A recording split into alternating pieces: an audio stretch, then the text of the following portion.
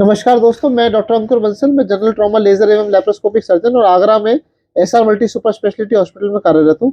आज हम बात करेंगे एक बहुत कॉमन बीमारी की, जिसको अम्बिलिकल हर्निया या पैरा अम्बिलिकल हर्निया कहते हैं। तो मैं आज आपको इसके बारे में पूर्ण रूप से जानकारी दूंगा।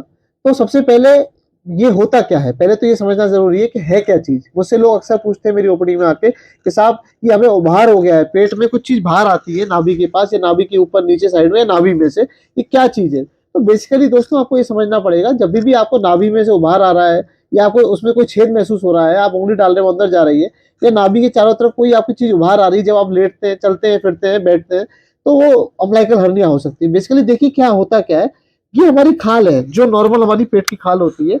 अगर हम इस खाल को काटें या हम इसके अंदर जाए तो इस खाल के बाद ये फैट की लेयर होती है, एडिपोस लेयर होती है। उसके बाद आपका ये फेशिया होता है सफेद, फिर आपकी मसल लेयर होती है, फिर फेशिया होता है, फिर एक फैट लेयर आती है, फिर फेशिया होता है, फिर एक ये अंदर की झिल्ली जो पेट के अंदर होती है उसको पेरिटोनियम कहते हैं। तो अगर हम यहाँ से काटना शुरू करें, हम इस खाल को काटें तो हमें फैट काटना पड़ेगा, फैट काट के हमें फेशिया काटनी पड़ेगी, फिर हमें मसल काटनी पड़ेगी, फिर हमें फेशिया काटना पड़ेगा, फिर फैट की लेयर काटनी पड़ेगी। तब जाके हम इतनी सारी चीजें काटेंगे, तब हम पेट के अंदर पहुंच पाएंगे जहां पर आते होती है। तो अम्बिलिकल या पैरा अम्बिलिकल हर्निया में क्या होता है, ये जो लेयर्स हैं जो आपस में ऐसे इंटरमिंगल्ड है, जुड़ी हुई है, ये सरक जाती है, ऐसे करके सरक जाती है, तो यहाँ पे गड्ढा बन जाता है। तो जब यहाँ गड्ढा बन जाता है तो जो आंत हमारी नॉर्मल जो आते हैं वो यहाँ पर रहती हैं, इसके पीछे पेरिटोनियम पीछे, वो इस गड्ढे से सरक के बाहर स्किन और फैट की लेयर के टकराने लगती है। तो क्या होता है, आते हैं इसके अंदर आती है और फिर वापस चली जाती है, आते हैं और चली जाती है। कई बार ये जो आते हैं जब इसके अंदर आती है तो इसमें अंटा बन जाता है, तब पेशेंट को ऑब्स्ट्रक्शन हो जाता है, लेटर नहीं आती, तब इसका इमरजेंसी में ऑपरेशन करना पड़ता है। तो बेसिकली हर्निया क्या है, बेसिकली कोई चीज फट गई है तो छेद बन गया है, उस छेद को हर्निया कहते हैं। इसकी कोई भी चीज इलाज दवाई से नहीं हो सकता, इसका ऑपरेशन ही होता है। तो आपको एक चीज समझनी पड़ेगी, जो मैंने आपको जैसे समझाया कि हर्निया के अंदर बेसिकली क्या हुआ है, ये खाल खिसक गई है और आंतें बाहर आ गई। तो इसका इलाज क्या है, इलाज ये है कि आप इसको आंत को अंदर कर दो, ये जो चीजें खिसकी हैं, जो लेयर्स हैं मल्टीपल जो खिसकी हैं, इनको दोबारा वहां पे लाके जोड़ दो, और जोड़ने के बाद मजबूती देने के लिए इसके ऊपर जाली लगा दो। ठीक है, तो फंडामेंटली आपको समझ में आया हर्निया क्या होता है, इसका इलाज क्या होता है। अब इसके ऑपरेशन के बारे में बात करें, होता क्यों है ये समझिए पहले। होने के कई सारे कारण है। अम्बिलिकल हर्निया जन्मजात बच्चों में होता है, जैसे जैसे लोग बड़े होते हैं वो बढ़ता चला जाता है, या जिसके अंदर फैट बहुत ज्यादा बढ़ जाता है, जो बहुत मोटा हो जाता है, ओबीस हो जाता है, उसके अंदर ये खिसक जाता है। बहुत कॉमन है प्रेगनेंसी के बाद फीमेल्स के अंदर स्ट्रेचिंग की वजह से ये हो जाता है, ओबीस पेशेंट हो जाता है। या जिन पेशेंट्स को लिवर डिजीज है, पोर्टल हाइपरटेंशन है, ड्रिंक बहुत ज्यादा करते हैं, उनके अंदर पेट के अंदर पानी बढ़ जाता है, तो ये खाल पतली हो जाती है, सरक जाती है, और इसकी वजह से भी हो जाता है। लिवर सिरोसिस में हो जाता है। तो इसके कई सारे कारण हैं जो हो जाता है। ओल्ड एज के अंदर या लैक्सिसिटी की वजह से ये जो खाल है वो आपस में खिसक जाती है, उसके अंदर भी ये हर्निया बन जाता है। तो अब इसका इलाज क्या है, इसके इलाज के बारे में बात करें। इसका इलाज ऑपरेशन है।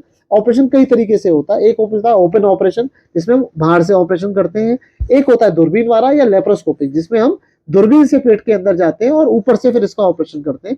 फर्क क्या है, हाथ वाले में हम ऑपरेशन यहाँ से करते हैं, यहाँ से खोलते हैं, यहाँ से अंदर घुसते हैं, हाथों को अंदर डालते हैं, इसको सिलते हैं आपस में धागे से, और जाली को इसके ऊपर रख देते हैं, यहाँ पे रखते हैं।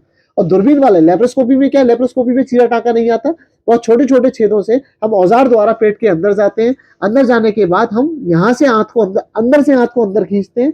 इसको रिपेयर हम अंदर से करते हैं, यहाँ से करते हैं, जबकि हाथ वाले ओपन सर्जरी में हम यहाँ से करते हैं, उसमें हम यहाँ से करते हैं, और जाली इसके नीचे आती है। जाली की मजबूती इसमें ज्यादा होती है क्योंकि जाली बिल्कुल नीचे आ रही है। इसमें डुअल जाली लगाई जाती है, डुअल मेश कहते हैं, जो एक पॉलीप्रोपिलीन की होती है और एक डुअल मेश का स्ट्रक्चर होता है, जो कि हाथों की तरफ रहता है, जिससे आंतें कटने का डर रहता है, वो नहीं होता है।